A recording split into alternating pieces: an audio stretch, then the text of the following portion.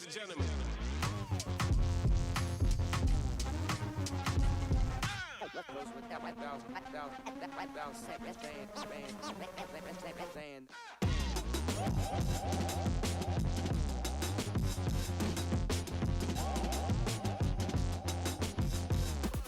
Evening friends.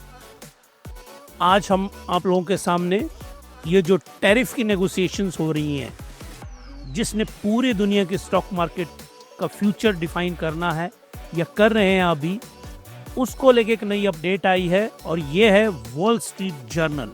Wall street journal दुनिया का number 1 journal है जो सबसे अच्छा फाइनेंशियल न्यूज़ देता है। अगर आप लोग पसंद करते हैं तो आप ज़रूर इसको पढ़िए, और ये बहुत ज़्यादा कॉस्टली है।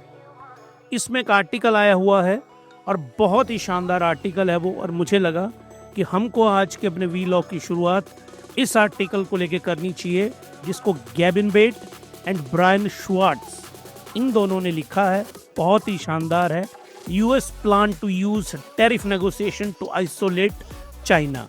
चाइना को कैसे आइसोलेट करना है, क्योंकि इस वक्त जो ट्रेड वॉर चली हुई है it is of US versus China. इन दोनों की ये ट्रेड वॉर है, और ये ट्रेड वॉर कहाँ पे जा रही है देखिए। रियोजी अकाजावा, ये है रियोजी अकाजावा। यूएस बहुत ही चालाकी से ट्रेड डील को प्ले कर रहा है। चालाकी इसमें क्या है, यूएस वर्सेस कौन है, चाइना। इनकी ट्रेड डील है। बाकी सभी देशों के ऊपर जो टैरिफ लगा है, इसको हॉल्ट कर दिया गया है 90 डेज के लिए। ये हो गया रेस्ट ऑफ वर्ल्ड के लिए। लेकिन जो चाइना है, चाइना के ऊपर कोई भी हॉल्ट नहीं किया गया है। चाइना के ऊपर इस वक्त 245% का टैरिफ लगा है। ये जो रियोजी अकाजावा हैं, ये ट्रेड रिप्रेजेंटेटिव हैं जापान के।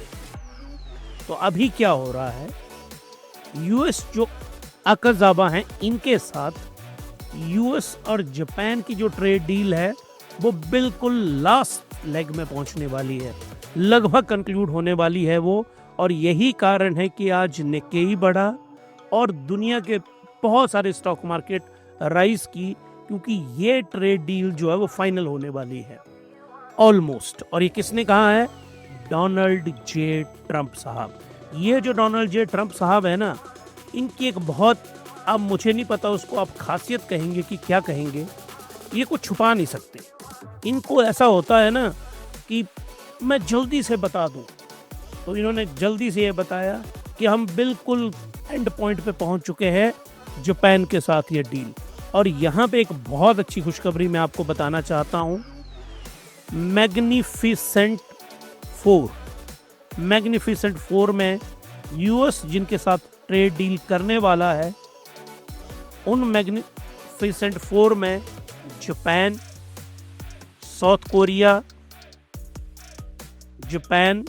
साउथ कोरिया और सबसे इंटरेस्टिंग जो है that is India and UK. जो 4 देश हैं जिनके साथ अमेरिका ने कंफर्म किया है कि वो सबसे पहले ट्रेड डील करेगा, उन चारों में आप देखिए इंडिया का नाम भी है। और ये कैसे हुआ, ये जो नरेंद्र मोदी जी जैसे ही ट्रंप साहब वहाँ चुने गए थे तो उनसे मिलने पहुंचे, तब अब ट्रंप की टीम ने सब कुछ एनालाइज किया, बैठ के किया होगा उन्होंने। I am not privy to that, उनकी क्या डिस्कशंस हैं, बट जो वॉल स्ट्रीट जर्नल बोल रहा है और जिससे हम मेक आउट कर रहे हैं कि ये जो रिप्रेजेंटेटिव है चारों के, जापान, साउथ कोरिया, यूके और इंडिया, इन सब के जो हेड ऑफ स्टेट्स हैं वो ट्रंप साहब से मिले जाके, और अब ये माना जा रहा है कि इन चारों के साथ ट्रेड डील होने वाली है। और अमेरिका की मजबूरी है, अगर वो ऊपर से जापान से डील कर ले, साउथ कोरिया से डील कर ले, नीचे इंडिया से डील कर ले, तो बीच में चाइना ही बचा ना। तो चाइना इस वक्त ट्रैप में है, लेकिन चाइना डरा नहीं है, बिल्कुल 1% भी डर नहीं है चाइना को इस वक्त, जो भी ये ट्रेड की डील चली हुई है। तो आज की इस डील, आज की जो मार्केट्स हैं इनके बढ़ने का एक बहुत बड़ा रीज़न है कि ये India and US trade deal, इसके ऊपर बहुत अच्छी नेगोशिएशंस हो रही हैं। और भारत के हमारे कॉमर्स मिनिस्टर पीयूष गोयल साहब बहुत बार यूएस जा चुके हैं, और सबसे बड़ा हाथ ऑब्वियसली जो नेगोशिएशन में इनका होगा। तो अब हम डाटा के ऊपर आते हैं, वो डाटा क्या कहता है, और डाटा अमेरिका के लिए अच्छा नहीं आ रहा है। ये देखिए आप, US API weekly crude oil, इसका मतलब है कि अमेरिका के स्टोर्स के बीच में, जो अमेरिका का स्टोर है उसमें कितना क्रूड ऑयल पड़ा हुआ है। पीछे जो था वो -$1 मिलियन था। क्या मतलब हुआ इसका? स्टोर खाली है लेकिन डिमांड है $1 मिलियन की, उसको ड्रिल करके निकालेंगे तो मतलब उनके ऑयल की बहुत बड़ी डिमांड है। फोरकास्ट था कि 1 होना चाहिए, मांग बढ़नी चाहिए थी, उल्टा क्या हुआ, 2.4 मिलियन बैरल इतना तेल जो है वो स्टोर में पड़ा हुआ है और उसको बाई करने वाला कोई नहीं है। ये स्टोर में, इससे क्या पता चलता है कि रिसेशन जो है वो रिसेशन राउंड द कॉर्नर है, क्योंकि अमेरिका में जो रिसेशन है उसका सबसे पहला पैरामीटर होता है ऑयल का डाटा, जो अमेरिकन पेट्रोलियम इंस्टीट्यूट देता है।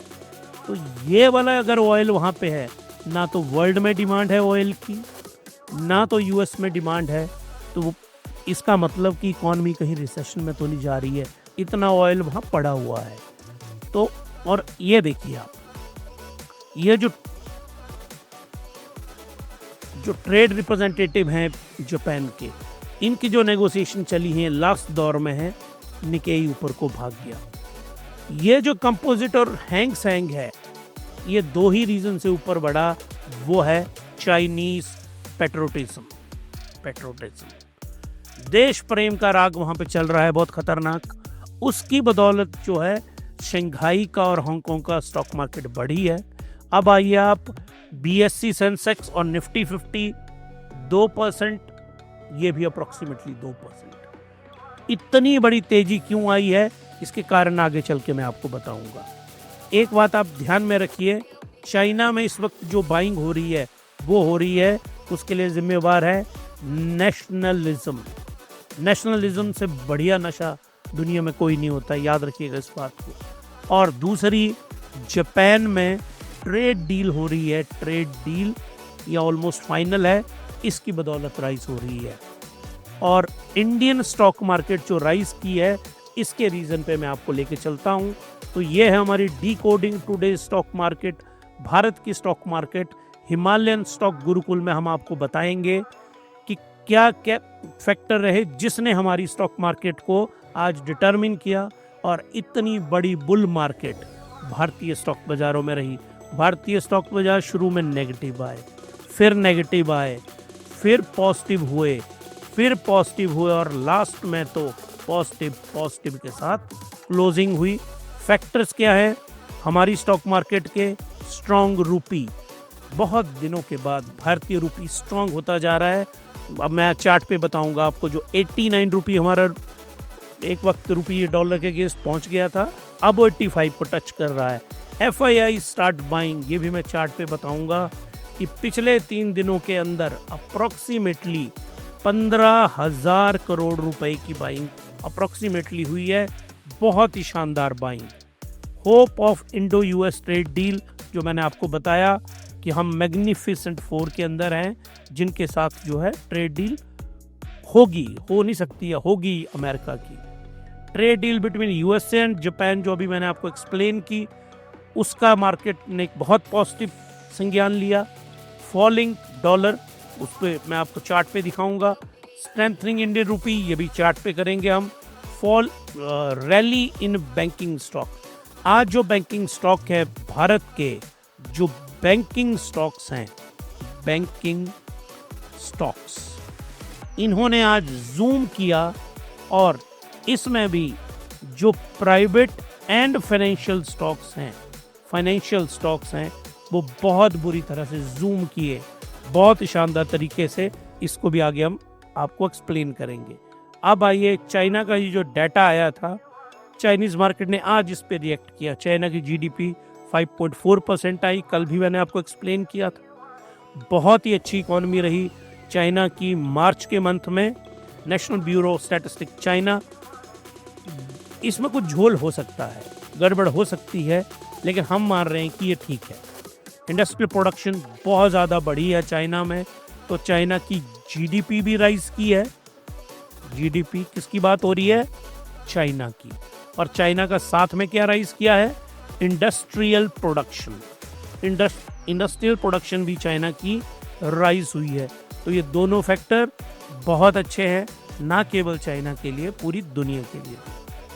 पिछली रात को जब अमेरिका में दिन होता है, उनके यहाँ रिटेल सेल के नंबर आए हैं, और इसको कहा जाता है लीडिंग इंडिकेटर। देखिए, मैं आपको इस कॉन्सेप्ट को समझाता हूँ। हमारे पास डाटा आता है सीपीआई का, कंज्यूमर प्राइस इंडेक्स, डब्ल्यूपीआई का, होलसेल प्राइस इंडेक्स। इससे पहले हमारे पास एक डाटा और आ जाता है, उसको बोलते हैं रिटेल कंज्यूमर डाटा।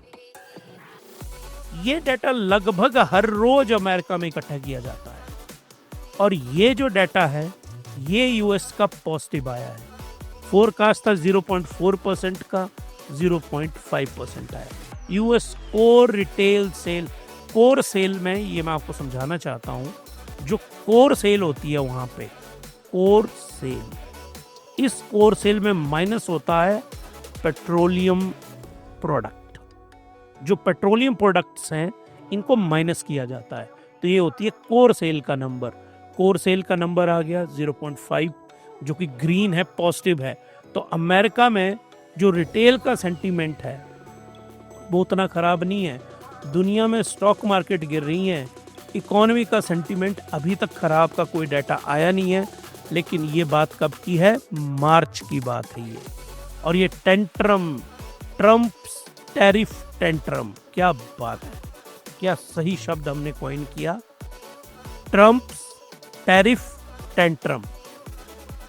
यही आपको बड़ी अच्छी सी थंबनेल बनाई जाएगी इसके ऊपर। आज थंबनेल बनाएंगे हम, ट्रम्प टैरिफ टेंट्रम। ये जो T3 आया है ना, ये ज्यादा सही शब्द है। T3 है ना, ट्रम्प टैरिफ टेंट्रम। ये जो T3 है ये मार्च का है। ये T3 लागू कब हुआ? अप्रैल 3 एंड अप्रैल 9। तो अप्रैल का जो डाटा है वर्ल्ड मार्केट का, वो बहुत इंटरेस्टिंग होगा, जो मई में आएगा। उस डाटा को हम देखेंगे, और हर एक डाटा मैं आपको एनालाइज करूंगा डेप्थ के अंदर। तो ये जो ट्रम्प टैरिफ टेंट्रम है, ये तो आप समझ लीजिए कि हम इसको ऐसे ही बोलेंगे, T3 भी बोलेंगे या ट्रम्प टैरिफ टेंट्रम। इसका इन्फ्लुएंस वर्ल्ड इकोनॉमी पे कैसा है वो हम हर रोज डिस्कस कर रहे हैं। Retail sale month on month 1.3 का फोरकास्ट था, आया 1.4, और प्रीवियस फेब में देखिए आप कितना था। फेब में इट वाज जस्ट 0.2%, और अभी कितना हुआ मार्च में? 1.4%। तो ये तो मार्च के जो फिगर्स हैं, मार्च के figures are phenomenal in US. लेकिन अप्रैल के फिगर कैसे आएंगे, उस डाटा को हम एनालाइज करेंगे आगे चल के। तो अगर आप लोगों को हमारे वीलॉग पसंद आ रहे हैं तो सब्सक्राइब करिए, लाइक करिए इनको, अगर लाइक करने लायक आपको कुछ लगता है। अगर आपको लगता है कि इसमें कोई इम्प्रूवमेंट की ज़रूरत है तो कमेंट करके बताइए हमें, और शेयर करिए हमारे इन वीलॉग्स को। अब आइए, आप निफ्टी का जो विक्स है, वो विक्स आज फिर फॉल किया, यहाँ पे ये देखिए आप, फॉल। लेकिन अभी भी जो विक्स है, ये जो विक्स है, इंडिया विक्स बोला जाता है इसको, India VIX is greater than 15। तो इसका मतलब क्या हुआ? Mild volatile. इसमें जो वोलेटिलिटी है वो हल्की सी वोलेटिलिटी है, जबकि ये लेस देन 15 होना चाहिए एक एक्सट्रीम बुलिश मार्केट के लिए। तो ये सामने आपको दिख रहा है ना, ये दिख रहा है, ये है इंडियन मॉनसून। हमने मॉनसून माइटी हैंड, ये जो मॉनसून माइटी हैंड है ना, ये कितनी खूबसूरत बारिश हो रही है यहाँ पे, इसको इसका भारतीय स्टॉक मार्केट के साथ क्या संबंध है, इसके ऊपर मैंने एक वीलॉग बनाया हुआ है। उस वीलॉग को ज़रूर देखिएगा। किन स्टॉक्स पे फ़र्क पड़ेगा, भारत की इकोनॉमी पे क्या फ़र्क पड़ेगा, वो हमने डिफाइन किया है डिटेल में। तो ये जो इंडिया विक्स है ये गिरा है और मार्केट ऊपर को चढ़ी है आज, लेकिन अभी भी मिड वोलेटाइल जोन में है। आज की और जो बहुत अच्छी खबर, बैंकिंग स्टॉक क्यों जूम करके ऊपर बढ़े, क्योंकि डॉलर जो है, डॉलर इंडेक्स, इसको DXY भी कहते हैं। जाइए हमारे होम पेज के ऊपर, मैंने सब कुछ डिफाइन किया हुआ है। ये नीचे को गिरा तो इसका मतलब क्या हुआ, इंडियन रूपी जो है वो ऊपर को राइज किया होगा। तो बैंकिंग स्टॉक का सीधा संबंध होता है डॉलर इंडेक्स के साथ। तो डॉलर इंडेक्स अमेरिका में गिर रहा है DXY। आप याद रखिए, डोनाल्ड जे ट्रंप साहब, ये जो उन्होंने T3 किया है ना, T3 क्या बताया मैंने आपको, ट्रंप टैरिफ टेंट्रम। ये जो ट्रंप टैरिफ टेंट्रम चला हुआ है ना, इनका अल्टीमेट उद्देश्य ये है कि ये जो डॉलर है इसको वीक किया जाए, कमज़ोर किया जाए। तो डॉलर को वीक करने से होगा क्या, इससे एक्सपोर्ट जो है इसका, USA का, वो अच्छा हो जाएगा। और वहीं तो अमेरिका को सबसे बड़ी प्रॉब्लम है मैन्युफैक्चरिंग एक्सपोर्ट में। ट्रंप साहब ने अपनी लड़ाई में एक चीज़ जो वो डिस्कस ही नहीं कर रहे हैं और किसी को बता ही नहीं रहे हैं कि अमेरिका अप्रॉक्सीमेटली $1 ट्रिलियन की सर्विसेज एक्सपोर्ट करता है। सर्विसेज उसमें क्या आता है, जिस प्लेटफॉर्म पे आप मुझे सुन रहे हैं, आप मुझे चाहे यूट्यूब पे सुन रहे हैं,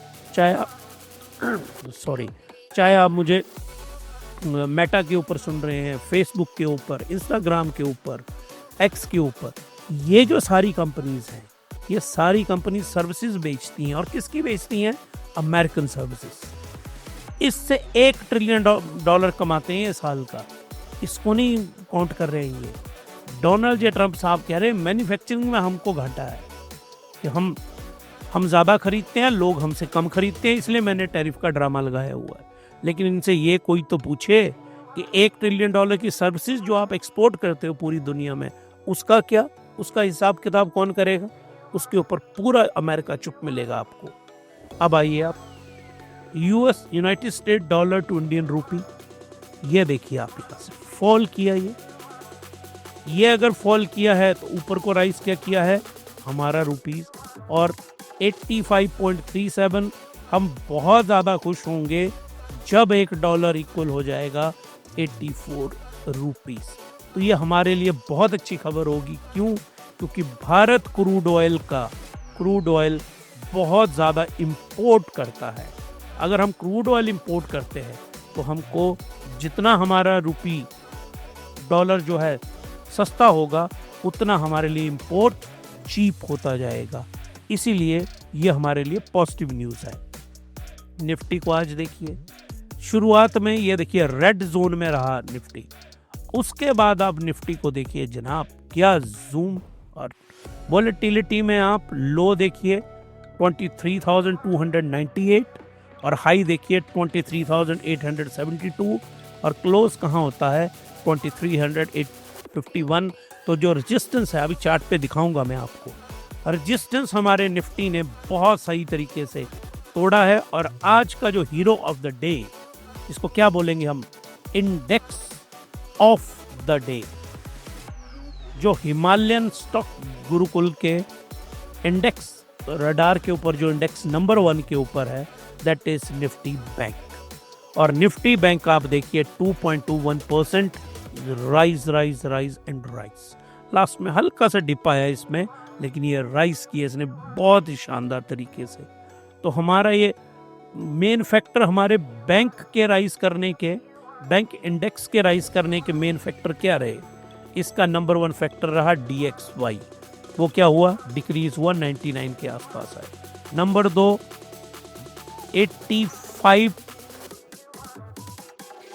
वहाँ पे होबर कर रहा है डॉलर टू रुपीस। तो ये भी क्या हुआ है, डॉलर कमज़ोर हुआ है। ये हमारे लिए पॉजिटिव न्यूज़ आई है।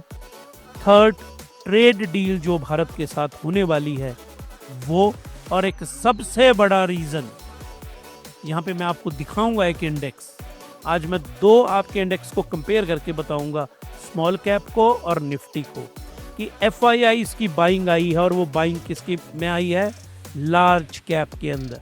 मार्केट को ऊपर बढ़ाने में इन्हीं लोगों का नंबर 1 कंट्रीब्यूशन है। ये मैं आपको एक्सप्लेन करूंगा इन फैक्टर की वजह से।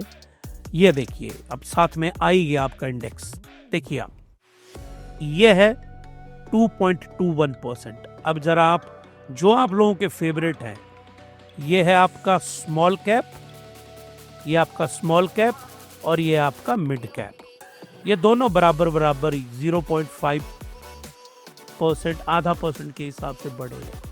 कारण क्या है कि ये कम बढ़े और इनसे 4 गुना ज्यादा बढ़ गया क्या, जो स्मॉल कैप है एंड मिड कैप, ये बढ़े 0.50%। ध्यान से देखिए और समझिए इस बात को।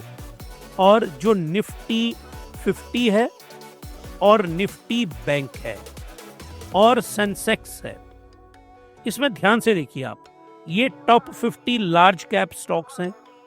इसमें भी मेजॉरिटी लार्ज कैप है और इसमें तो 100% लार्ज कैप है। ये बढ़े 2% के आसपास, 2% के आसपास, एवरेज कर रहा हूं मैं 2%। तो स्मॉल कैप और मिड कैप की कंपैरिजन में ये कितने गुना बढ़े, 4 टाइम्स। कारण क्या रही, वजह रही FIIs की बाइंग। तो FIIs ने जो बाइंग की है वो हमेशा लार्ज कैप में होती है, और स्टॉक मार्केट इसलिए इतनी शानदार बढ़ी है क्योंकि FIIs का आगमन हो गया है भारत में। और वो अमेरिका से क्यों छोड़ के आ रहे हैं, क्योंकि वहाँ डॉलर जो है वो कमज़ोर हो रहा है और यहाँ हमारा रूपी स्ट्रांग हो रहा है। तो अब ये लोग FIIs कहाँ पे आए हैं, इमर्जिंग मार्केट में। और इमर्जिंग मार्केट का लीडर कौन है, भारत, इंडिया। अब आइए ये देखिए फॉलिंग चैनल, ये जो कॉन्सेप्ट है ना फॉलिंग चैनल का, ये मैं आपको तब तक हर रोज करेंगे हम जब तक हम C3 के ऊपर नहीं पहुंच जाएंगे। मार्केट गिरती है एक चैनल में, उसके बाद बेस बनता है, बेस के बाद मार्केट राइज करती है। जो बेस बनता है उसको बोला जाता है ब्रेकआउट। आपने ना ज़्यादा टर्मिनोलॉजी में, जो स्टॉक मार्केट की टर्मिनोलॉजी है उसमें ना खुद को कंफ्यूज नहीं करना। जो आप टीवी पे सुनते हैं वो बड़े भारी भयंकर शब्दों का इस्तेमाल करते हैं, शब्दों के इस्तेमाल से कुछ नहीं होता। अगर शब्दों का इस्तेमाल से ही कोई कुछ होता तो विकिपीडिया और जो ब्रिटानिका की जो बहुत बड़े बड़े थियोसर्स हैं ना, वो आज पूरी दुनिया पे चलाते। लेकिन पूरी दुनिया पे कौन चलाता है, मैथमेटिक्स एंड साइंस। तो आपको मैथमेटिक्स और साइंस ही इस्तेमाल करनी है, कुछ नहीं है इसमें। मार्केट नीचे को गई, एक बेस बनेगा, बेस से जब ऊपर को चलेगा उसको ब्रेकआउट बोल दिया गया। और हाइट ऑफ अ चैनल, ये ऊपर को चला गया, ये है बेसिक कॉन्सेप्ट। इसके ऊपर एक पूरा वीलॉग मैंने बनाया हुआ है, डिस्क्रिप्शन बॉक्स में हम लिंक डाल देंगे। आप जाइएगा डिस्क्रिप्शन बॉक्स में और उस लिंक को क्लिक करिएगा और फॉलिंग चैनल पैटर्न क्या होता है उसको समझिए। 10-15 मिनट का वीलॉग होगा, कॉन्सेप्ट आप समझ जाएंगे। अब अप्लाई करते हैं इसको। ये हम 4-5 दिन पहले का है। C1 ये है, ये चैनल 1, इसको अगर ये तोड़ के ऊपर जाएगा, C2 जब इससे ऊपर जाएगा, C3 इससे ऊपर जाएगा, ये लेवल्स है। देखिए आप जूम करिएगा इसको, जूम करके लेवल को देखिए। यहाँ से इसने टच किया, क्रॉस नहीं किया। उसके बाद आगे क्या होता है, उसके बाद आगे टच के बाद जो उसने कमाल किया है, यहाँ पे जूम करके फॉल किया यहाँ नीचे को, और फिर मार्केट ने, इसको बोलते हैं सपोर्ट। एक सपोर्ट लेवल मिला निफ्टी को, ये देखिए 21,832 के ऊपर, और मार्केट ने यहाँ से सपोर्ट लिया, इसको तोड़ा नहीं। और किसको नहीं तोड़ा, ध्यान से देखिए, ये चला हुआ है अक्टूबर से फॉल किया, लेकिन इसका जो आखिरी पॉइंट है इसने तोड़ा नहीं उसको, वहां से सपोर्ट लेके ऊपर को चला गया। इसके आगे आप देखिए फिर क्या हुआ, आज से 2 दिन पहले इसने अब ऊपर को चलना शुरू कर दिया। RSI भी ऊपर को चलना शुरू होगी, ये क्रॉसओवर भी MACD का ऊपर को आ गया। उससे अगले दिन क्या होता है, उससे अगले दिन हल्की सी मार्केट बढ़ती है, फिर ये ऊपर को जाता है, फिर ऊपर को जाता है, लेकिन ना इसने C1 टच किया, C2 का तो कोई सवाल ही नहीं। तो ये कंफर्मेशन 1 जो है, कंफर्मेशन 1 नहीं, C is for confirmation. Confirmation. तो कंफर्मेशन कोई हुई नहीं इस चैनल की। अब आइए आप, आज तारीख क्या है, 17 अप्रैल 2025। फॉलिंग चैनल आज कैसा रहा वो हम देखेंगे। ये देखिए, ये आज की कैंडल है। ये कैंडल जो आपको दिख रही है ना, ये कैंडल आज की कैंडल है, बहुत बड़ी कैंडल है ये। इस कैंडल हल्का सा कंफर्मेशन 1 को। अब हम देखेंगे मंडे को, क्योंकि कल गुड फ्राइडे है। आप सब लोगों को गुड फ्राइडे की बहुत बहुत शुभकामनाएं। गुड फ्राइडे की वजह से छुट्टी है, वहाँ पे हॉलीडे है स्टॉक मार्केट में। मंडे को जो मार्केट ओपन होगी, तब अगर कैंडल यहाँ ग्रीन कैंडल बनेगी, ग्रीन ही कलर लेते हैं चलिए, यहाँ पे ग्रीन कैंडल बन जाती है, तो हम बोलेंगे कंफर्मेशन 1 इज अचीव्ड। बहुत क्रूशियल डे है फॉलिंग चैनल पैटर्न के पर्सपेक्टिव से। मंडे को अगर यहाँ पे ग्रीन चैनल कैंडल बनती है, चाहे छोटी ही बने, तो उसका मतलब है कंफर्मेशन 1 होगी। और उससे क्या प्रूव होता है, बुलिश चार्ट पैटर्न डेवलप होना शुरू हो गया। यहाँ से बना वो, लेकिन कंफर्मेशन नहीं आई। पहली कंफर्मेशन आएगी तो निफ्टी जो है बुलिश चार्ट पैटर्न में चला जाएगा। तो आप लोगों ने ये जो फॉलिंग चैनल पैटर्न, इसका जो कॉन्सेप्ट है, इसको मैंने डेप्थ में एक्सप्लेन किया है। और कम से कम जिस दिन से मैंने आपको ये कॉन्सेप्ट एक्सप्लेन किया है, उस दिन से लेके आज तक 17 अप्रैल 25 तक हर रोज इसको हम अप्लाई कर रहे हैं। ऐसा तो है नहीं कि मैं आपको कोई कोर्स करवा रहा हूँ, फिर आप उसका एग्ज़ाम देंगे, नंबर रट्टा मार के ले आएंगे और ख़त्म होगी बात। नहीं, कोई कॉन्सेप्ट मैंने आपको समझाना है तो उसको हम अप्लाई करेंगे, तभी तो फ़ायदा है ना उस कॉन्सेप्ट का, कि अब अप्लाई होगा। अप्लाई करके हर रोज़ हम कर रहे हैं। ऐसा ही एक मैंने आपको इंट्रिंसिक वैल्यू का बहुत अच्छा एक वीलॉग बनाया है वॉरेन बफेट के ऊपर और बेंजामिन ग्राहम के ऊपर। उसको ज़रूर देखिए आप, उसको हर रोज़ अप्लाई करिए। कल क्योंकि छुट्टी का दिन है, उस हॉलिडे में मैं इंट्रिंसिक वैल्यू को लेके कुछ करना चाहता हूँ, और जो भी हम वीलॉग में करेंगे वो आपको अपलोड ज़रूर करेंगे। अब आइए, आज के दिन के जो 2 हीरो रहे वो हैं Ujjivan small finance bank, Equitas small finance bank. ये स्मॉल कैप के बैंक हैं और आप लोग हैरान होंगे, ये दोनों हमारे पोर्टफोलियो में हैं। कौन से? हिमालयन कैपिटल इन्वेस्टमेंट हम करते हैं, हमारे पोर्टफोलियो में है। तो यहाँ आपको मैं हकीकत बताना चाहता हूँ, उज्जीवन की जो हमारी बाइंग है, इट इज़ एट ऑफ 44 रुपी, अभी हम लॉस में। और जो इक्विटास में हमारी बाइंग है, इट इज़ 82 रुपीज़। तो दोनों में हम नीचे हैं, लेकिन हमने दोनों बैंक को स्टडी किया है। आप भी स्टडी करिए, आपको कोई एडवाइस नहीं, आप इसको खरीदिए। और खैर खरीदने का टाइम तो अब है ही नहीं ना, वो तो चला गया। जब ये राइज कर गए तब क्या खरीदेंगे आप? आपको तब खरीदना है कोई भी जो मैंने कॉन्सेप्ट आपको समझाया हुआ है। RSI की जो वैल्यू है वो लेस देन 30 होगी। Price to earning ratio it must be less than 25। ROE it must be greater than 15। ROCE it must be greater than 15। और debt to equity ratio must be less than 0.50, और 0 हो तो ज़्यादा अच्छी है। PEG ratio it must be greater than 0.5, it must be less than 1। इसके बीच में ये रेशो होनी चाहिए। ये मैंने पैरामीटर्स आपको समझाए हैं, सारे पैरामीटर, इनको अप्लाई करिएगा और अपने लिए कोई भी स्टॉक की बात नहीं है, चाहे क्रिप्टो खरीदो आप, चाहे गोल्ड खरीदो, चाहे ETF खरीदो, whatever you want to buy, इन पैरामीटर को आप इस्तेमाल करिए।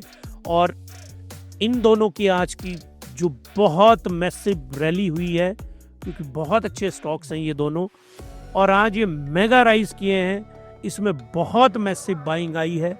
इसकी डिटेल अभी तक आई नहीं है, इसकी डिटेल जैसे आएगी तो इस पेज के ऊपर मैं दोबारा से एक शॉर्ट वीडियो बना के आपको अपलोड करूंगा कि अभी तक BSE और NSE ने ऐसी कोई डिटेल पब्लिश नहीं की है। Bombay stock exchange, national stock exchange, दोनों ये मुंबई में है। और ये पूरी डिटेल देती है कि मैसिव बाइंग आई है और डिटेल भी आएगी कि किसने इनमें स्टॉक्स खरीदे हैं, और जिन्होंने भी इसमें स्टॉक खरीदे होंगे वो डिटेल हम आपको बताएंगे। तो चलिए जी, आज का वीलॉग हम अपना ख़त्म करेंगे FIIs एंड DIIs के ऊपर, हर रोज की तरह FIIs और DIIs के ऊपर। 17 है आज, क्योंकि डाटा आज उन्होंने रिलीज कर दिया। देखिए आप 4667 करोड़ की FIIs की बाइंग हुई है स्टॉक मार्केट में। क्या शानदार बाइंग हुई है। और अब देखिए 15 अप्रैल, 16 अप्रैल, 17 अप्रैल, 6000 अप्रोक्सीमेटली 4600, तो अगर somewhere around 14,500 crore, approximately round of कर दूं मैं 15,000 करोड़ के आसपास, इससे कम, इतनी बाइंग हुई है भारतीय स्टॉक मार्केट में। इसीलिए भारतीय स्टॉक मार्केट ऊपर को बढ़ी है। हर रोज मैं आपको समझाता हूं कि लार्ज कैप में आज की डेट में जो इन्वेस्टमेंट हो रही है वो लार्ज कैप के अंदर हो रही है। तो किस में आएगी? निफ्टी 50 के अंदर आएगी, बैंक निफ्टी के अंदर आएगी, वो सेंसेक्स के अंदर आएगी। तो जो लार्ज कैप के स्टॉक्स हैं इनको आप ध्यान से देखिए, कौन से स्टॉक्स लेने हैं, कैसे लेने हैं। पिछले 3 दिनों से मार्केट बढ़ रही है, बाइंग का तो कोई स्कोप है नहीं। जो हिमालयन बास्केट इन्वेस्टिंग मैंने आपको सिखाई है, तो ये तो आपको तब करनी है जिस दिन बियरिश डे होगा। जैसे 3 दिनों से मार्केट ऊपर को चढ़ रही है, आपको स्टॉक मार्केट को देखना है, एंजॉय करना है। और अगर आपके पोर्टफोलियो में भी उज्जीवन या इक्विटास बैंक जैसे स्टॉक हैं तो एंजॉय करिए, क्योंकि आपने बहुत पीड़ा बर्दाश्त की पिछले 1 महीने में, खासकर जब कोहराम मचा पूरी दुनिया की स्टॉक मार्केट में। तो ये दिन है सेलिब्रेट करने के। जब मार्केट राइज की है तो अच्छे शेयर आपने खरीदे होंगे, अब मैं आपको खरीदने को नहीं बोल रहा हूँ। और जो हिमालयन बास्केट इन्वेस्टिंग का मॉडल है वो भी नहीं मैं आपके सामने लेके आ रहा हूँ, क्योंकि ये टाइम ही नहीं है बाई करने का। बाइंग करने का जब टाइम आएगा आपको बताया जाएगा, और उस वक्त आपने बाइंग करनी है। हम ये नहीं आपको बताएंगे किस में क्या खरीदो आप।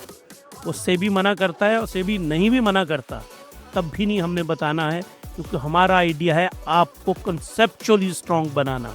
कंसेप्चुअली स्ट्रांग बनाए तो 1 साल के बाद या 1.5 साल के बाद आप लोग हमको समझाएंगे कि ऐसे नहीं, ऐसा होता है। और यही हम चाहते हैं कि आप मास्टरी करें कॉन्सेप्ट के ऊपर।